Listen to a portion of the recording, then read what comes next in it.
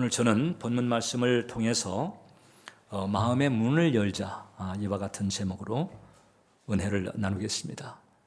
오늘은 종료주일이라 부릅니다. 즉 이제 부활절 전주간, 그래서 이 순환주간의 첫날 이날을 종료주일이라 이렇게 부릅니다. 왜 그렇게 부를까? 2000년 전 이때 예수님께서 예루살렘 성에 나귀를 타고 입성하실 때, 그때 예루살렘 거민들이 이제 종려나무 가지, 이 팜트리죠. 그 종려나무 가지를 들고 이제 흔들면서 입성하시는 예수님을 맞이했던 그 입성 이벤트, 그것을 이제 기념하는 절기입니다. 우리가 볼 때는 대단히 이제 감격스러운 상황이지만 실제로 예수님에게는 목숨을 내어놓은 것과 다름없는 그런 결행이기도 합니다. 웬만큼 이제 머리가 돌아가는 사람이라면 이런 충돌은 안 하려고 하지. 정면 충돌이기 때문에 그렇습니다. 왜 정면 충돌일까? 그 당시 예루살렘 종교 지도자들은 예수님을 죽이려고 틈을 노리고 있던 상황이었습니다.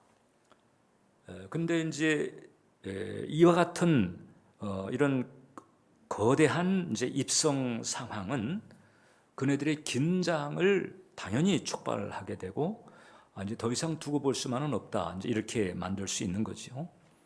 그걸 아시면서도 예수님께서는 과감하게 이렇게 입성을 하시게 됩니다. 이 미국에서 나온 단어인데 치킨 게임이라고 하는 단어가 있어요. 이 치킨 게임은 어떤 것인가? 1950년대, 60년대 이때 이제 미국 젊은이들 사이에서 유행했던 자동차 게임입니다. 이제 두 가지 방식이 있는데, 이제 하나는 그 유명한 그 제임스 딘이 주연했던 영화 가운데 이제 나온 거예요. 이 벼랑이 있는데 이 벼랑을 향해 가지고 자동차 두 대 각각 타 가지고 벼랑을 향해서 냅다 전속력으로 달려갑니다.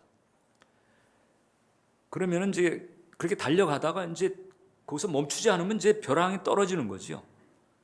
근데 그 공포에 질려서 가다가 이제 핸들을 트는 사람이 지는 거예요. 목숨을 거는 게임. 또 다른 방식은 이쪽 끝과 이쪽 끝 양 끝에서 전속력으로 외길에서 서로를 향해 달려. 그럼 당연히 멈추지 않으면 둘 다 충돌해서 죽게 되겠죠. 그때 이제 죽음이 겁나는 사람은 이제 중간에 핸들을 틀어버리잖아요. 그 사람이 지는 거예요. 이게 이제 치킨 게임. 여기에 왜 치킨이 들어갔는지 알 수는 없습니다만은 결국 이제 둘 다 멈추지 않게 되면은 양쪽 모두 이제 파국으로 치닫게 되는 극단적인 게임인데, 사실상 이 예루살렘의 입성 상황은 이제 불가피하게 이렇게 치킨 게임의 성격을 지닌 거예요. 예수님 입장에서는 돌아올 수 없는 다리를 건넌 셈입니다. 이게 왜냐하면 이 예수님의 그 입성에 대한 스가랴 선지자의 예고가 500년 전에 있었거든요. 스가랴가 그때 이렇게 예언했습니다. 시온에 따라 크게 기뻐할지어다, 예루살렘에 따라 즐거이 부를지어다. 보라, 내 왕이 내게 임하시나니. 왕이 임한다는 거예요. 왕의 입성이에요. 그는 공의로우시며 구원을 베푸시며 겸손하여서 나귀를 타시나니 나귀의 작은 것 곧 나귀 새끼니라. 그러니까 나귀를 타고 왕이 입성하는 대목을 스가랴 선지자가 500년 전에 예언을 했단 말이죠. 그리고 이제 유대인들은 이 예언에 대해서 이미 아주 빠삭하게 알고 있습니다. 왜냐하면 그때는 인쇄술이 없기 때문에 책이 없고 오늘날처럼 성경을 자유롭게 들고 다니는 상황이 아니었죠. 그래서 유대인들은 어릴 때서부터 성경을 암송하며 자랍니다. 웬만한 유대 성인들은 이런 이제 중요한 부분들은 전부 외우고 다니는 이제 그런 수준이죠. 그러니까 당연히 이 스가랴 선지자의 예언을 다 기억하고 있을 것이고, 이제 이런 상황에서 예수님이 나귀를 타고 입성하시는데 당연히 이제 그 눈길이 쏠릴 수밖에 없게 되는 거죠. 그러니까 예수님은 이때 그냥 입성하신 것이 아니고 왕으로서 입성 의식을 행한 것과 같다. 자, 그러니까 그 당시 엄연히 예루살렘에 이제 그 기득권을 가지고 있었던 종교 지도자들이 버티고 있었고 그들 배후에는 또 로마 제국이 있었단 말이죠. 또 다른 왕을 용납할 수 없는 그런 구도입니다. 그런 구도에서 예수님께서 실질적으로 이제 왕의 입성 의식을 행한 것이니까 충돌은 피할 수 없게 된 거예요. 그런데 이제 이 입성 모습 가운데에서 이 입성 이벤트 자체로 예수님이 어떤 분인가를 잘 알려주는 그런 포인트들이 있다고 하는 거죠. 그게 뭔가 하니 첫 번째, 예수님은 죽으러 오신 분이다. 여러분, 이제 이 세상에 태어나서 이제 죽지 않는 인간은 없습니다. 근데 사실 그게 살다 보니까 죽는 거예요. 뭐 죽고 싶어서 죽는 것도 아닙니다. 죽지 않을 수가 없어서 죽게 되는 거예요. 그런데 예수님의 죽음은 다르지요.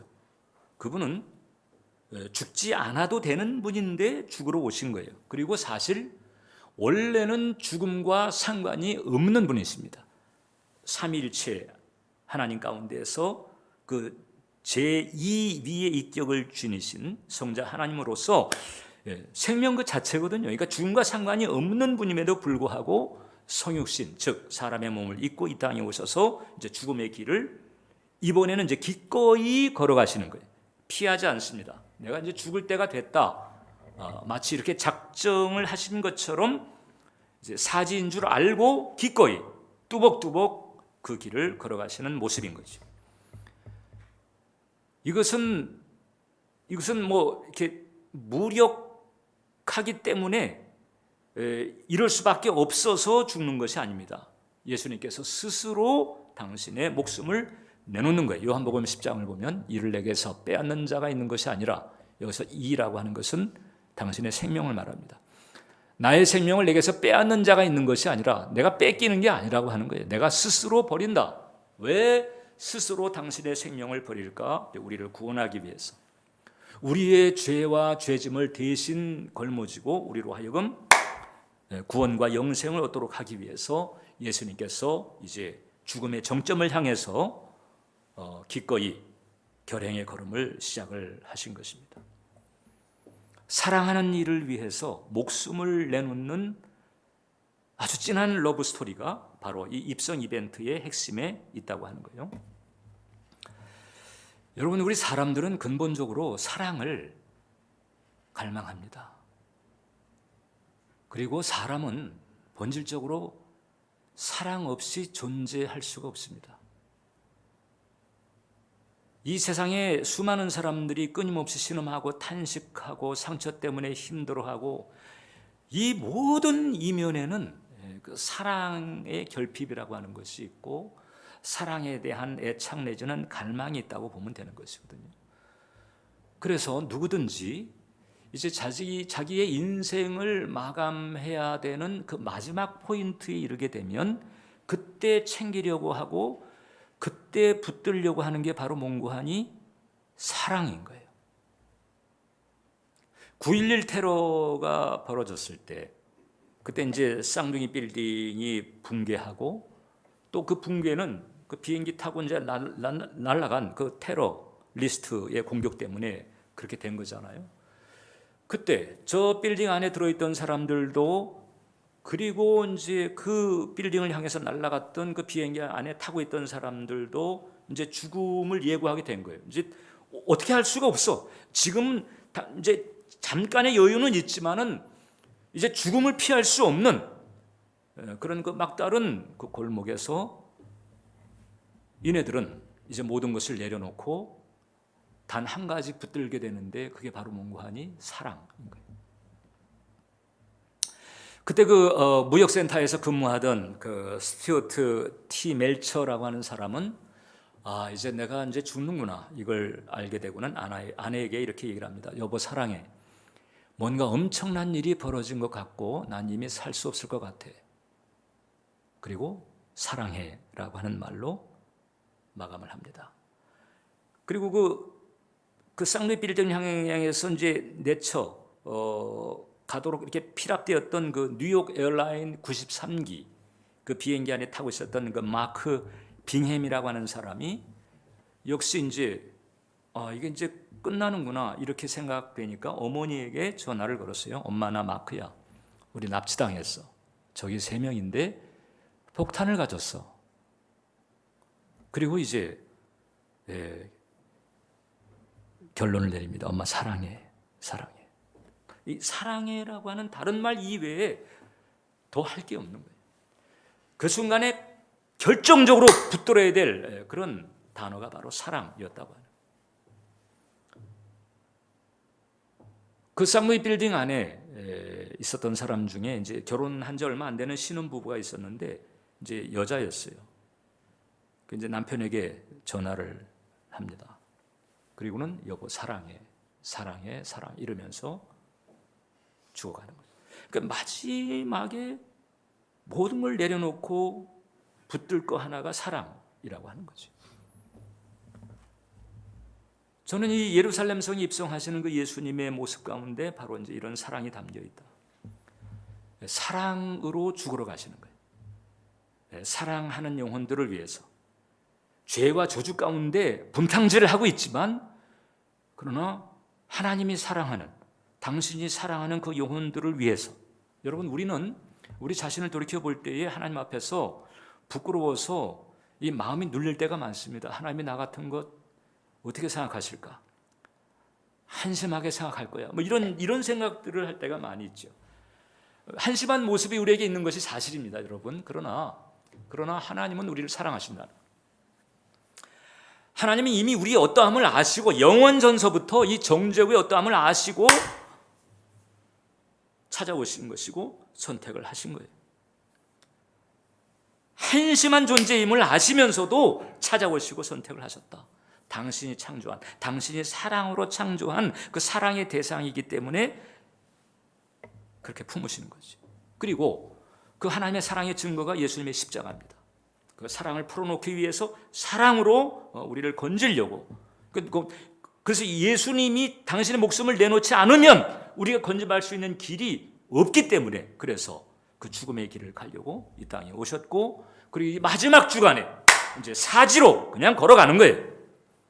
그리고 마치 세상아 너희 할 일 해라 속히 하라 이렇게 마치 도발을 하는 것 같은 그런 결기를 가지고 죽음의 길을 가신 것이다. 요한복음 3장 16절 성경에 성경에서 요절 하나 꼽자면 이제 이 구절을 뽑잖아요. 여기서 하나님이 세상을 이처럼 사랑하사 독생자를 주셨으니 이는 그를 믿는 자마다 멸망하지 않고 영생을 얻게 하려 하심이라. 여기서 세상이라고 하는 단어 쏙 빼고 내 이름을 집어넣어도 각자 이름을 집어넣어도 얼마든지 말이 돼요. 하나님의 정죄우를 이처럼 사랑하사 독생자를 주셨으니 이는 그를 믿는 자마다 멸망하지 않고 영생을 얻게 하려 하심이라. 자, 그래서 여러분들도 이제 자기 이름을 집어넣고 같이 한번 읽어보는 거예요. 시작. 하나님이 정죄우를 이처럼 사랑하사 독생자를 주셨으니 이는 그를 믿는 자마다 멸망하지 않고 영생을 얻게 하려. 한 번 더. 하나님이 정죄우를 이처럼 사랑하사 독생자를 주셨으니 이는 그를 믿는 자마다 멸망하지 않고 영생을 얻게 하려 하심이라. 이게 바로 십자가라고 하는 거죠. 그리고 그 십자가를 향해서 이제 예수님께서 피하지 않고 가시고 있는 거예요. 자, 그러니까 이제 이 참된 신자들은 하나님의 이런 사랑을 받기 위해서 태어난 것과 같아. 그러니까 이게 육신으로 태어나가지고 죽어도 죄와 세상 가운데에 그냥 헤매고 방황하다가 이제 복음을 듣고 예수님을 영접하고 하나님을 만나게 되잖아요. 그래서 하나님과의 만남을 가지게 된 그때 깨닫게 되는 거지. 아, 내가 하나님의 사랑을 받기 위해서 태어난 거구나. 이건 천사도 흠모하는 사랑이고 이 죽음보다 더 귀한 사랑인데, 근데 이제 이 하나님의 은총을 우리가 이 세상에서 이렇게 실감을 온전히 할 때가 사실 생각보다 많지가 않습니다. 왜냐하면 여러 가지로 많이 눌려 있어서 그래요. 그래서 제가 생각할 때 그 당신은 사랑받기 위해 태어난 사람, 이 찬양 있잖아요. 그 사실 그 진리인데, 당신은 사랑받기 위해서 태어났다, 하나님의 사랑을 받기 위해서 태어났다라고 하는 이 찬양의 가사가 그냥 100% 온전하게 그대로 와닿는 이런 그 감화를 가지고 그런 감격을 가지고 부르는 때가 언제일까? 이제 천국 갈 때인 것 같아요. 천국 가면 지금 한많은 이 세상 말고 천국을 가면 거기에서는 그냥 거침없이 꺼릴 거 없이 이 엄청난 하나님의 은총과 축복과 그 영광의 그 파노라마 가운데서 나로 하여금 이 축복을 누리게 하려고 하나님이 날 찾아오셨고 예수님의 십자가에 매달리셨구나, 이 사랑받게 하려고 그때 제대로 그 찬양을 드리게 되지 않을까, 저는 그렇게 생각을 합니다. 혹시 여러분들이 이제 당신을 사랑받기 위해 태어난 사람, 이제 그 찬양을 부르거나 들을 때 혹시 이 가사가 이게 맞는 건가? 난 지금 사랑받는 느낌이 없는데 왜 내 통장은 이렇게 왜 두둑하지가 못하며 왜 내 몸은 이렇게 지끈지끈 왜 이러는 것이? 왜 내 삶은 이렇게 좀 고달픈 거야?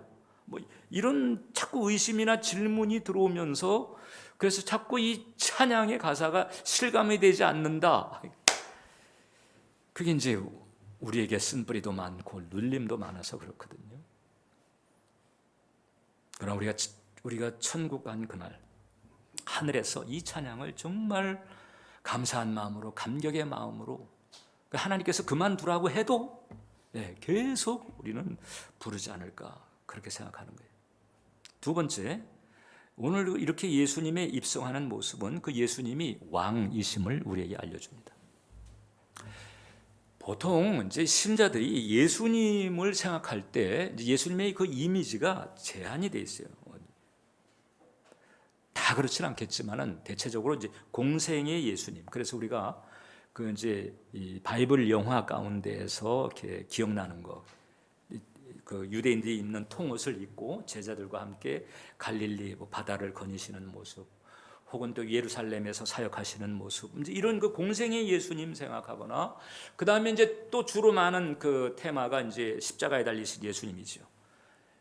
십자가에 못 박혀서 절규하시면서 피 흘리시는 그 예수님의 모습, 이런 그 예수님 하게 되면 이제 그런 이미지에 이렇게 집중을 합니다. 그런데 이제 우리가 알아야 될 것이 그 예수님의 그 모습이라고 하는 것은 이 공생애 그리고 이 순환주간의 그 예수님의 모습이라고 하는 것은 사실 예수님의 그 실체가 아니고 이거 특별한 임무, 즉 우리를 구원하시기 위한 구원 역사를 위해서 한시적으로 한 33년여 되는 그 기간, 33년여 되는 그 기간 특별 사명을 이루기 위해서 취하신 한시적인 모습이다. 그럼 원래 예수님의 모습이 어떨까? 이 땅에 오셨을 때 성육신 해가지고 십자가에 달리시기까지 그 앞뒤로 예수님의 모습은 엄청나게 다른 거죠. 우리가 복음서를 통해서 접했던 그 예수님의 그 이미지와는 완전히 차원이 다르다. 차원이 다르다. 그러면 그럼 예수님의 그 실체나 그 본체는 그럼 어떤 모습일까? 사도 요한이 이제 하나님께로부터 이 계시적 은총을 이제 받은 적이 있었는데, 삼위일체 하나님으로서 영광과 존귀와 권세를 지니신 어마어마한 분이지요.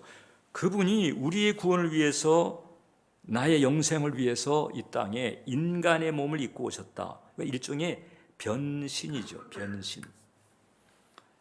우리의 구원을 위해서입니다. 나를 위해서입니다. 근데 그와 같은 변화는 엄청난 자기 격하입니다. 그러니까 창조주 레벨에서 이 죄 많고 연약한, 이 불완전한 이 한 피조물로 이렇게 변화가 됐다. 이 엄청난 자기 비하가 있는 거죠. 예전에 12.12 사태가 있었을 때, 그때 이 참모 총장이었던 분이 이등병으로 강등이 된 적이 있었어요. 우라병 걸릴 일이죠. 참모 총장이었는데 이등병으로 강등이 돼. 성자 하나님이 인간의 몸을 입었다라고 하는 것은 그거보다 더한 격차로 보면 돼요. 그것과는 사실 또 비교도 안 돼요. 10년대 초에 그 체코 작가 중에 프란츠 카프카라고 하는 사람이 있습니다. 이분이 쓴 그 변신, 병신이 아니고 변신이라고 하는 책이 있어요. 소설입니다. 이거 사르트르나 알베르 까미 같은 경우 이게 이제 실존주의 소설의 아주 수작으로 이렇게 칭찬한 그런 작품이에요. 이제 주인공이 청년이었는데 가족을 열심히 부양해서 먹여 살리고 있는 청년이었는데 어느 날 딱 눈 떠보니까 딱정벌레로 변화가 됐어요. 자기가. 그러니까 사람이 벌레가 된 거예요. 그러면서 이제 그 신선한 음식에는 식욕을 느끼지 못해. 썩어가는 야채, 뭐 썩어가는 치즈 이런 것만 자꾸 찾게 되고, 그리고 이제 자기 가족들도 아들이 오빠가 이 딱정벌레로 변화됐다는 것을 또 알게 돼요. 그래가지고 처음 얼마간은 이렇게 간수를 하다가 그 다음에 나중에 어떻게 되는고 하니 아버지가 던진 사과 조각에 이제 그 벌레가 된 그 주인공이 맞아 죽게 됩니다. 이 작품이 이제 시사하는 바는 이제 상당히 크죠. 그래서 이 짧은 설교 시간에 언급할 수는 없어요. 인간은 어떤 그 소비주의 내지는 이런 각박한 경쟁 사회에서 이 벌레 같은 존재, 얼마든지 가족들에게도 그 능력을 상실하면 외면당할 수 있는 그런 존재에 불과하다. 이걸 드러낸 거거든요. 쉽게 말하면. 그런데 거기서 그 변신에서 오는 그 격하가 얼마나 그 끔찍한 거예요. 근데 예수님의 그 격하, 즉 성자 하나님에서 사람의 몸을 입었다. 그 엄청난, 비교할 수 없는 어마어마한 격하인 거죠. 그럼 예수님의 원래 모습이 어떠셨길래 그것을 자기 비하 내지는 자기 격하라고 얘기할까? 요한계시록 1장을 보게 되면 사도 요한은 자기가 봤던 예수님의 그 실체를 이렇게 소개를 합니다. 촛대 사이에 인자 같은 이가 발에 끌리는 옷을 입고 가슴에 금띠를 띠고 그의 머리와 털의 희기가 흰 양털 같고 눈 같으며 그의 눈은 불꽃 같고 그의 발은 풀무불에 단련한 빛난 주석 같고 그의 음성은 많은 물소리와 같으며 그의 오른손에 7별이 있고 그의 입에서 좌우에 날선검이 나오고 그 얼굴은 해가 힘있게 비치는 것 같더라. 지금 사도 요한이 소위 트랜스라고 하는 일종의 환상 그 체험이거든요. 그 과정에서 이제 지금 우리가 살고 있는 3차원 말고 영적인 세계의 차원의 벽이 뚫리면서 그 예수님의 그 실체를 계시적으로 접하는 은혜를 받은 거예요. 그때 봤던 그 예수님의 모습을 지금 이렇게 요한계시록에서 우리에게 소개해주고 있는데, 이게 이제 그 사도 요한이 가지고 있는 어휘, 사도 요한이 가지고 있는 그 표현력 가지고 이제 이렇게 표현한 거지, 실제 그분의 그 영광과 찬란한 모습은 이거보다 어마어마할 거거든요. 이것이 바로 예수님의 원래 모습이다. 그래서 사도 요한이 요한복음을 쓸 때, 자, 이와 같이 놀라운 분이 우리를 위해서 인간의 몸을 입으셨는데 인간의 몸을 입으시기 이전에 이분의 위상에 대해서 사람들에게 알려주기를 원했던 거예요. 그래서 이 복음서에 등장하는 이 땅에 오신 그 예수님의 모습 말고 그 이전에 원래 예수님의 실체에 대해서 소개를 하려고 하다 보니까 그분이 언제부터 존재하게 되었는지 이것을 잴 수가 없어요. 그래서 시작도 없고 시작도 없는 때로부터 계신 분이거든요. 그래서 사도 요한이 표현하기를 태초에 말씀이 계시니라. 그래서 이 요한복음 1장에 등장하는 태초와 창세기 1장에 등장하는 태초가 달라요. 똑같은 단어를 쓰고 있지만 요한복음 1장의 태초라고 하는 것은 영원 전을 말합니다. 이 창세기 1장의 태초는 인간의 창조 혹은 이 지구의 창조, 이 천지의 창조죠. 혹은 인간 역사의 시작, 이거지만 요한복음의 태초라고 하는 것은 영원 전이죠. 예수님은 영원 전서부터 시작도 없이 존재하시면서 창조주가 되시고 그리고 이 땅을 섭리하시면서 운행하시는 주권자가 되시는 분이다. 이것을 이제 사도 요한이 우리에게 알려주고 있는 것이거든요. 이분이 바로 예수님이십니다. 그러니까 우리가 예수님에 대해서 생각을 할 때 공생의 예수님, 그리고 십자가에 달리신 예수님 묵상하는 것 중요합니다. 왜냐하면 우리에게는 중요하죠. 그죠? 예. 우리를 위해서 그 선택을 하시고 그 길을 가신 분이니까 그 길이 열리지 않았다면 우리가 어떻게 하나님을 알게 되겠어요? 그러니까 공생애와 십자가에 달리신 그 예수님, 순환당하신 예수님의 모습이 우리에게 참 귀하지만 그러나 우리의 그 주님에 대한 묵상은 여기서만 그칠 것이 아니고 십자가의 주님만이 아니라 그 부활의 주님, 그 영광의 주님까지도 우리가 묵상하는 것이 대단히 필요하다. 그래서 오히려 그 영광의 주님, 그 어마어마하신 그 위상의 그 주님을 묵상하면 할수록 우리에게 영혼의 힘이 더 된다고 하는 거죠. 오늘 저희 설교 제목이 마음의 문을 열자예요. 왜 문을 언급했을까? 이 구약 시편 중에 보면 이제 왕이 입성할 때에 그 왕의 입성을 찬양하는 찬양 시편이 있거든요.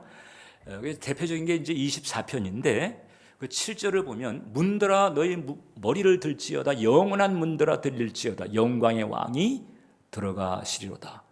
그래서 그 성체가 있고 문이 있는데 이제 그 문이 이제 들리는 거죠. 그래서 그 문이 이제 열린 문으로 왕이 들어갈 수 있도록 영원한 문들아 들릴지어다 이렇게 찬양을 하는데, 그러니까 그 당시 예루살렘 사람들은 스가랴의 예언 그리고 시편 24편의 이 찬양 시편을 기억하시면서 이분이 바로 왕이시다, 그에 대한 마음의 소망을 가지게 된 거예요. 우리도 마찬가지입니다. 그 예수님은 왕이시다. 왕이신 예수님, 왕이시기 때문에 그분과 나와 사이에 질서가 분명히 잡혀야 돼요. 우리를 사랑하지만, 그래서 나를 사랑해서 나를 구원하시기 위해서 죽으실 정도로 나를 사랑하시지만 그럼에도 불구하고 그분은 왕이시고 우리는 백성인 거예요. 창조주고 우리는 피조물이고 그분과 나 사이에 이 엄연히 존재하고 있는 그 격과 질서, 이 부분을 우리가 존중하면서 그분을 따라가야 된다.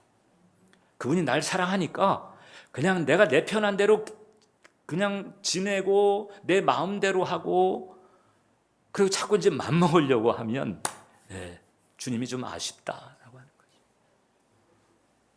마지막으로 오늘 입성하신 그 예수님은 구원자 되신다는 사실을 우리에게 알려줍니다. 자, 종료주일은 우리가 이제 또 다른 표현으로 호산나 주일이라고도 합니다. 호산나 주일. 왜 호산나 주일이라고 할까? 이제 호산나 찬양하면서 예수님을 맞이했기 때문에 그런 거예요. 그러면 왜 예수님 들어오실 때 들어오시는 그분을 향해서 호산나라고 했을까? 이 호산나라고 하는 것은 하나님 내지는 하나님께서 보내신 메시아가 들을 수 있는 일종의 기도 언어예요. 어떤 기도 언어냐? 호산나 뜻이 하나님 들으셔서 나를 건져주세요, 나를 구원해주세요, 이런 뜻을 가지고 있거든요. 그러니까 이제 여러분들이 뭐 복잡한 상황에서 너무 마음이 심란해, 그래가지고 어떤 기도 문장을 만들기도 쉽지가 않고 기도에 집중하기도 쉽지가 않은 그런 때가 있다 하게 되면 그때 이렇게 하면 됩니다. 사랑의 하나님 호산나 딱 한마디 해도 하나님께서 건져내 달라는 거구나, 끄집어내 달라는구나, 이렇게 주님께서는 아신단 말이에요. 예루살렘 사람들이 예수님을 향해서 호산나 했습니다. 왜냐하면 이분을 이제 메시아로 받아들였다는 거잖아요. 왕으로 지금 받아들이는 거잖아요. 그래서 이제 우리를 건져내 달라는 거예요. 이 곤경으로부터, 지독한 수렁으로부터, 어려운 환경으로부터 나를 건져내 달라는, 우리를 건져내 달라.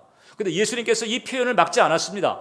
이건 내가 들을 찬양이 아니야, 이거 내가 들을 호소가 아니야, 이렇게 막지 않았습니다. 그대로 받으셨습니다. 왜냐하면 맞으니까 그분은 우리를 구원하기 위해서 오신 거거든요. 그분은 우리를 건지기 위해서, 끄집어내기 위해서, 곤경으로부터, 재난으로부터, 위험으로부터, 어려움으로부터, 죄와 저주로부터 우리를 끄집어내기 위해서 찾아오신 분이 맞기 때문에, 그래서 호산나 하는 것을 그분은 막지 않은 그대로 받으신 거예요. 그래, 내가 그렇게 하겠다, 내가 그렇게 하기 위해서 왔다라는 거죠. 예수님은 그래서 우리를 구원하시는 일을 합니다. 예수님의 십자가를 통해서 이제 원죄를 처리하시면서 지옥에서, 영벌에서 우리를 구하실 뿐만 아니라, 이거 죽음 건너편이죠. 죽음 건너편에서 우리로 하여금 지옥행을 면하게 하시는 이 일만 하신 것이 아니고 죽음 이전 이 땅에서 이 세상을 살아가면서 여러 가지 우리가 이제 지옥 같은 환경을 겪을 수가 있고 지옥 같은 인간관계, 지옥 같은 사건들 혹은 지옥과 같은 곤경들 느끼는 경우가 있을 수 있잖아요. 사람마다. 사르트르는 내 이웃이 지옥이다 그랬습니다. 그건 뭘까요? 삭막한 관계, 경쟁 관계, 서로 물고 뜯는 관계, 이런 그 인간관계들을 보면서 이웃이 지옥이다 이런 얘기. 그러니까 이 지옥에 가지 않아도 이 지옥 같은 그 피를 느끼게 만드는 상황들이 우리 사는 인생에 얼마나 많아. 근데 거기서도 건져내시는 거죠. 지옥 같은 환경에서 끄집어내시고 지옥 같은 사건에서 관계에서 우리를 끄집어내십니다. 연약함에서 우리를 끄집어내 주시고 혹은 몸과 마음의 질병이 엄습할 때에 우리를 또 거기서 끄집어내 주시고 허무와 무의미에서 끄집어내 주시고 죄와 저주에서 끄집어내 주시고 우리를 건져주시기 위해서 이 땅에 오신 분이에요. 그분을 찬양하시길 바랍니다. 그분을 의지하시길 바랍니다. 여러분 지금 이 세상에서 이제 그 구조하는 역할이 많잖아요.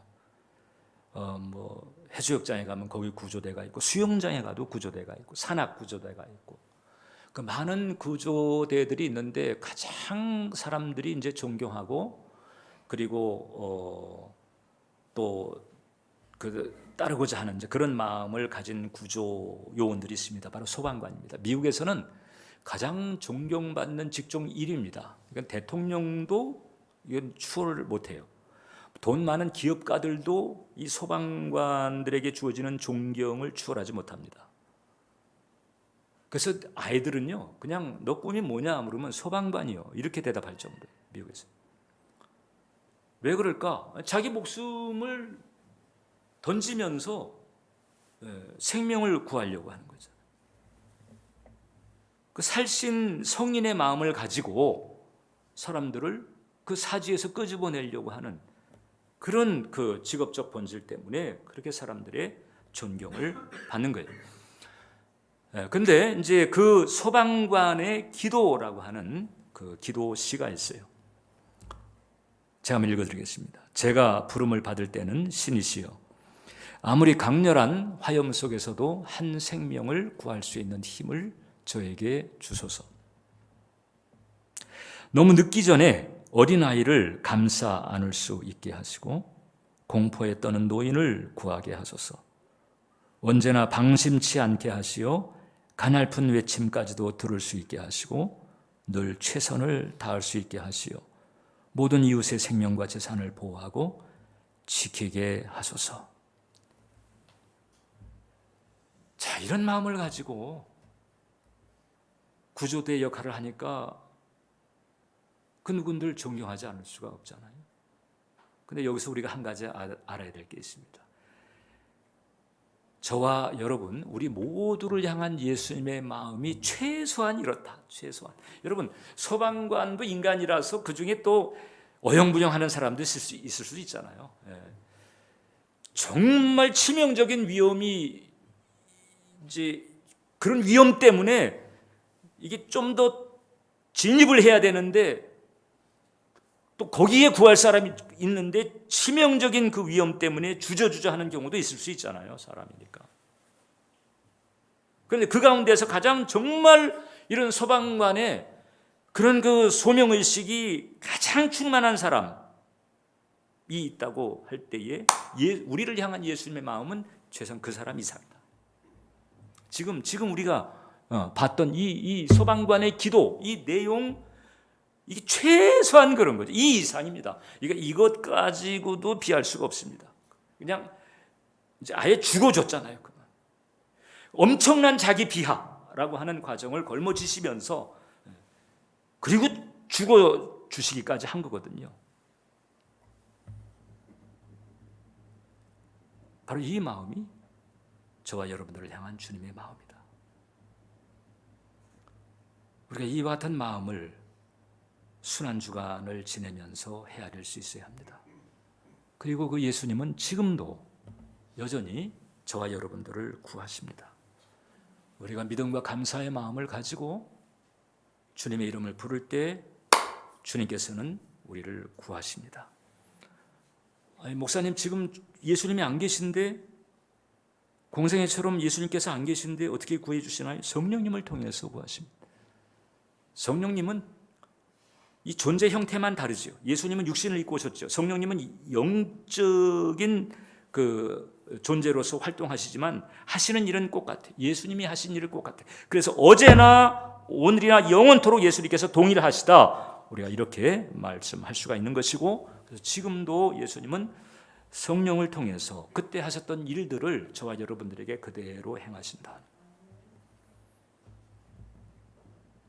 우리를 향한, 여러분들을 향한 주님의 마음을 헤아리면서 그 마음을 붙들고 그분을 왕으로 삼으며 그분을 의지하고 그분께 의탁하는 여러분 되시기를 주님의 이름으로 축원합니다. 그리고 한 가지 더 말씀드리자면, 여기서 이제 우리가 내가 이제 구원받고 내가 하나님의 사랑을 이제 받는 것을 확인하는 데서 그치는 것이 아니라 이제 더 나아가서 그 주님의 통로가 되는 거지.